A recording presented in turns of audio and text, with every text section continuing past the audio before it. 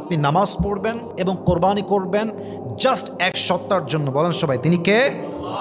কিন্তু আমরা যেটা করি এটা আমাদের চরম লেভেলের ভুল হয়। কেমনে? আমরা যখন গরুকে জবাই করে দিয়েছি, গরুটা জাস্ট আমরা কেটেছি তার গলাটা, অনেকে কি করে, গরুকে খুব দ্রুত নিস্তেজ করার জন্য গরুর ঘাড়ে কিংবা মেরুদণ্ডে একদম ছুরির আগা দিয়ে গুঁতা দেয়। কেন দেয় গুঁতাটা? যাতে করে গরুটা খুব দ্রুত নিস্তেজ হয়ে যায়, খুব দ্রুত শেষ হয়ে যায়। কিন্তু আমি যদি আপনাকে মেডিকেল সায়েন্সের পার্সপেক্টিভ থেকে বলি, ডাক্তারি ভাষায়, তবে আমাকে বলতে হবে এরকম যে মেরুদণ্ডে যখন ছুরির আগা দিয়ে আঘাত করা হয় তখন স্পাইনাল কর্ডটা ডিসকানেক্ট হয়ে যায়, ফলে পশু হার্ট অ্যাটাক করে মারা যায়। এটা কোনো স্বাভাবিক মৃত্যু হয় না, বিধায় এটা যাকাতুয যাবহ অর্থাৎ জবাই করার যে শরিয়া নিয়ম আছে এটার বাহিরে গিয়ে এটা পশু হত্যা করা হয়ে যায়। বলেন সবাই নাউজুবিল্লাহ।